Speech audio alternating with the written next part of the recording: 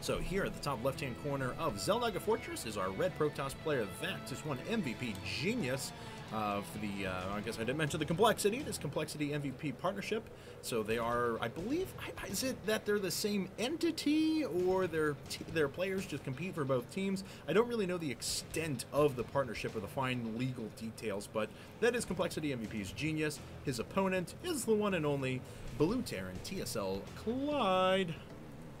TSL Clide. Indeed. And we are on Xel'Naga Fortress, 3-player map. This is my favorite map of the moment, as it seems to get a great mix of macro and very high-intensity mid-game aggression games, which is what I really enjoy, is that back-and-forth aggression at the mid-game, 2 base back and forth, something like that. And, yeah, so here we are. It looks like we're spawning at the top left and the 3 o'clock position, so no real positional imbalances or anything like that, going to lend itself to pretty natural play. Let's see what these players are going to bring at us here in a second.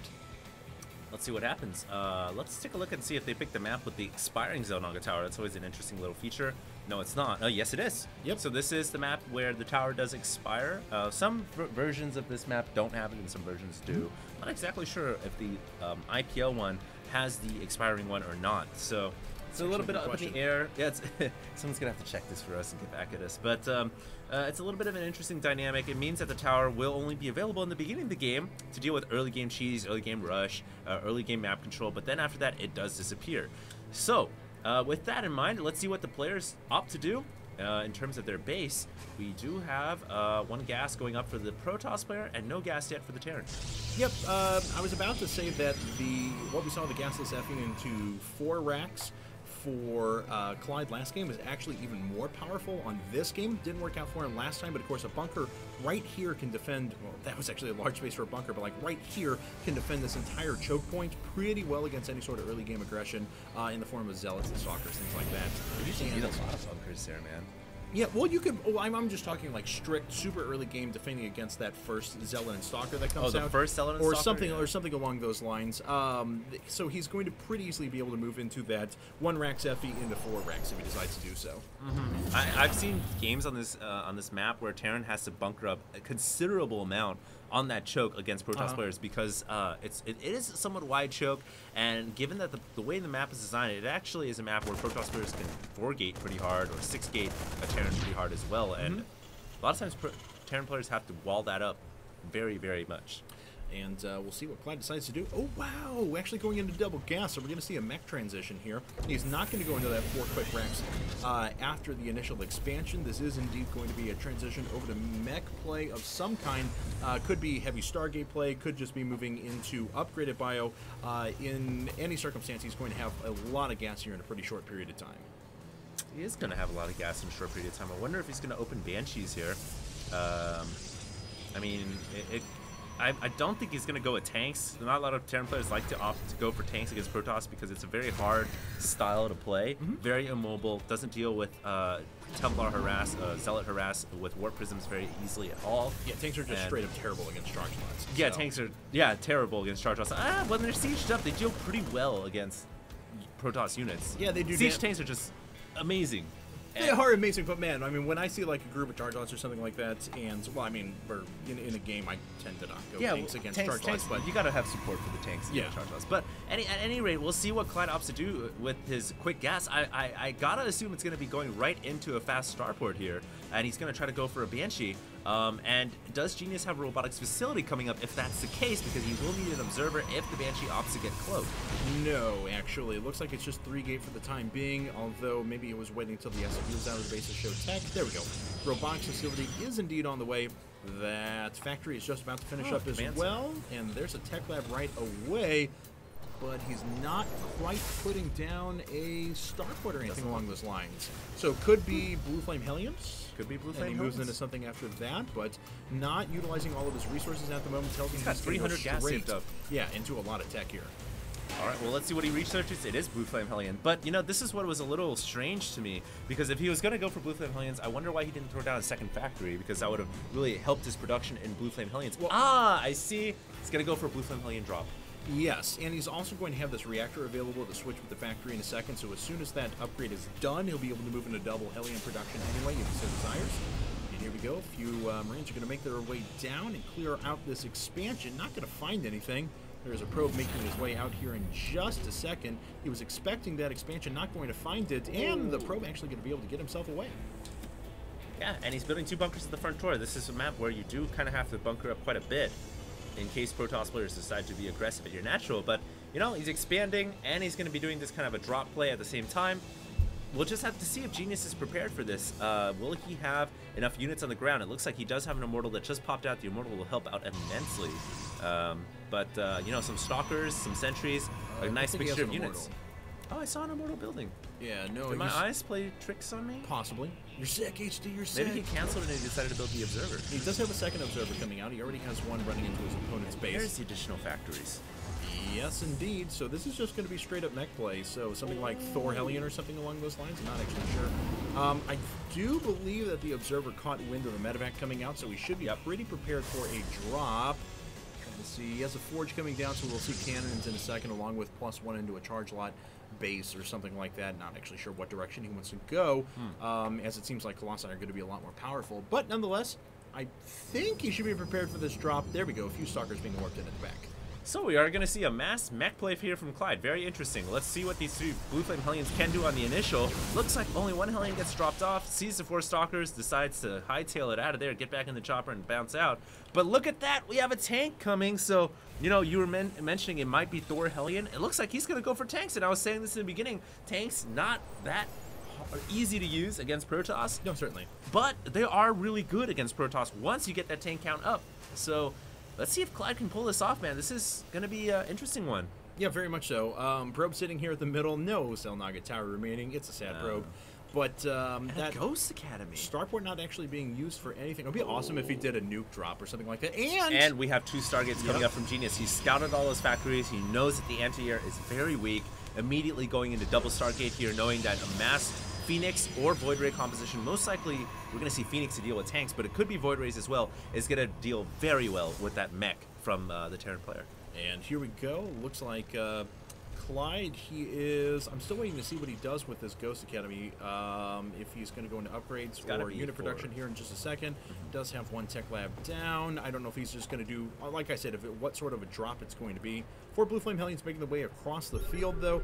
Those throw down the... Looks like the scan went down, but he's not going to be able to bust through that army. May try for a run-by, but Force Field should be able to stop him in time. Well, we do have Void Rays coming out right now. And, you know, this is the reason why, another reason why Terran players don't go mech against Protoss, because the Protoss air is so mobile, very good against the mech.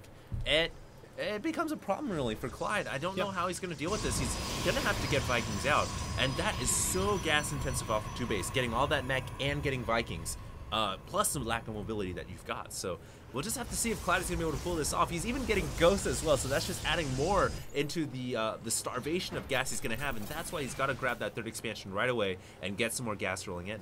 Yeah, and like you said, though, there's just no anti-air. I mean, our first Viking is coming up at the moment, but I think he is going to be in for sore disappointment as soon as he sees those Void Rays start chugging at his base. Looks like the Hellions, no, okay, I'm not sure where the 4th Hellion is. There it is. All right, so he didn't lose one, didn't try to do a run-by. Looks like he's going to try and sneak in the back here in just a bit, but none of those units had moved out of position for Genius, so he's still just as well prepared against a Hellion run-by. You know, I don't know. I don't think Genius is going to be, Clide is going to be disappointed to see the Void Rays. I mean, yeah, it's not going to be like the happiest, but I mean, he's got to be expecting it. He's got another Protoss that's got an OBS in his base, and he's got to be expecting the Stargate transition, and that's why he's building turrets. He did build a couple in his base. That's why he's transitioned into Vikings, and he's getting Vikings. He doesn't need to necessarily scout the Stargate. He's just, you gotta know if you're playing a Protoss and you're gonna reveal all these factories. And yeah, your opponent's gonna get Stargate, and oh, the drop you're getting completely stopped in its tracks. He actually doesn't see any of the Void Rays, though. I mean, I don't know. I mean, like, he is producing Vikings and making turrets, though. But his turrets are going down. They seem like they're as much DT prevention as they are Void Ray prevention, because there's nothing in the mineral lines or anything along those lines. I mean, I'm not saying that he doesn't expect Stargate play at this time, but there's no real indication to me that he knows it's coming. I mean, as far as I know, or as far as he knows, I mean, it could just be massing on Colossi or something like that for a while. Very doubtful. I mean, yeah, you know, it's possible, but I mean, yeah, Colossi would just melt against this many tanks. But hey, you know, a scan right now inside the main would just reveal everything. That would be like a hello, sees all the Void Rays. Anyways, the Void Rays are now pushing out. That's a lot of Void Rays. Good God. Is Clide going to be prepared for this? He's gonna need all of his anti-air conglomerated here to do as much damage as possible. A couple of turrets at the front, those are gonna go down immediately. Oh, the Ghost getting a lot of good EMPs off. That's what I was looking to see. And now the Vikings can range against the Void Rays, but he's going to have immaculate control here to take out every Void Ray and not lose a Viking. Picks off one immediately. Ghost getting targeted down. The Ghost isn't going to go down. And I think Clide holds off the Void Ray harass with a very well-timed EMP and perfect control of the Vikings. Yeah, certainly. And now he's just going to go into mass anti-air. Let's see if there's Thors actually coming up. I know he added the armory. Looks like he's not committing to anything at the moment. No, wow, just going right into siege tanks and continuing to produce Hellions as well. So he is not deterred with the amount of Void Rays he saw on the field. He thinks he can hold in a defensive position and just mass up a huge mech army and then kill his opponent. As long as he micros right, he can. I mean, theoretically speaking, one Viking can kill off 1,000,000 Void Rays. You've just got to outrange them and outmacro them perfectly. So I guess that's Clide's strategy here. Is this the revolution in Terran versus Protoss? I mean, it's not necessarily. We've seen this build before. But is Clide going to make it work here? I don't know. We're going to find out. He's certainly in a strong position now after Genius went ahead and revealed the Stargate tech, and he still said, yep, okay, whatever, I don't really care. Those Hellions do manage to go down without doing too much damage. Genius now in the third base of his own, and a lot of Hellions falling down towards the bottom right-hand corner. Very nice job. Genius able to clean up a lot of those units. Actually had an opportunity to go after and kill the rest of the Hellions, but pulled away just the wrong time. But a lot of missile turrets being added for Clide at the moment. Still no Thors, though. A little surprised. Yeah, Thors aren't the greatest against Void Rays. I mean, they're good against Phoenix, but we don't see any Phoenixes at all, so I can kind of understand that from Clide. One thing that I really like about Clide, though, is he's still continuing tank production. He realizes that, hey, at the end of the day, the Protoss player isn't going to be investing all of his resources into Void Rays. It's got to be some kind of ground army, so he's still making that mech backbone. And despite the charge lots, despite this army being very good against tanks, with the backup behind the tanks, the Ghosts, the Hellions, and some Marines, I think that Clide is looking very, very strong. And Clide unfortunately gets all of his Hellions picked off. He only kills 2 or 3 workers, I believe. In fact, I'll look at the workers kill tab. 10 this entire time, and that was with like 3 run-bys of Hellions. So certainly not the cost effectiveness that he would have wished for, but of course he's been able to sit back and really just produce this mech army unscathed. He really needs to spread out those tanks so he doesn't want to get caught with his pants down from the storm. Yeah, building armor. But it looks like an Archon is now being made from the Templars, so not quite Templar. And yeah, building armor is on the way. It's gonna help. Oh yeah. Very interesting composition here from Genius to deal with the even more interesting composition from Clide. Archons, charge lots, all units that don't take heavy damage from the tanks. So his army is very well composed here to deal with tanks, but still, I repeat, mass tanks obliterate everything. I don't care if they have a weakness against light units, they still do a lot of damage. They're not so good against mass Void Ray, though. So if it really, you know, it's going to boil down to if MVP can actually take out the anti-air from Clide pretty effectively, then he's going to be fine. He is unsieged at the moment, but there's the siege. All the Tribons are making their way in, along with the Archons as well. The Archons need to go after these Vikings. If they take down the Vikings, then they are good to go. The Void Rays are making their way in, but almost all of them went down. Actually, half of them fell already. Now down to just 3 remaining. The siege tank force is so powerful. These Immortals are trying to break their way through, but it's not enough. And the siege tanks have done their damage. My goodness. Like I said, man, that mass Protoss composition, you'd think would break tanks, but tank numbers, the more they get, the more exponentially powerful they become. And Clide making this build work beautifully. I mean, he doesn't even have that many Vikings. He just used whatever spare Vikings he has to out-micro the Void Rays and kill them off one by one after EMPing them. And his tank count, just as raw, brute force, obliterates the Protoss army, despite the Protoss getting the jump there. He got all his charge outs in when the tanks weren't even sieged yet. I thought for a second there Clide could be in trouble, but as I was watching the battle unfold and you were watching it with me, Cats, sorry man, that was just disastrous, man. I know, I'm sorry. That's all right. Sorry.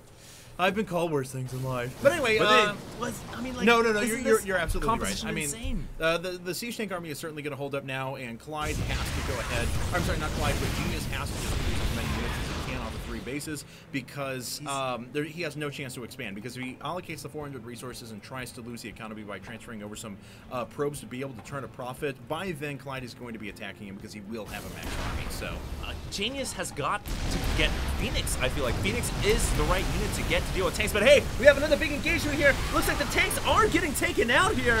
Oh my goodness. And you know what? Genius getting a much better engage that time around, coming around the south side of the tanks rather than taking all the brunt force on the top in terms of a parallel army. And he kills off all the tanks.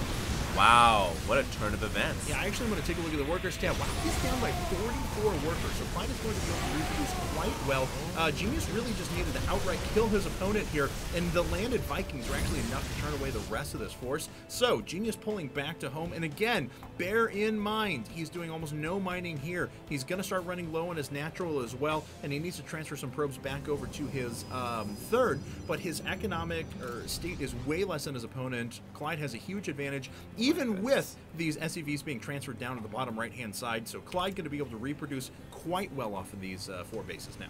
I'm still a little surprised that Genius was able to break that tank line. He caught the jump once again, of course, and he did hit with a very good angle just from the south tip rather than dealing with all the tanks at once. Right. So he broke the tank line, which is great, but as you mentioned before, he doesn't have that much economy.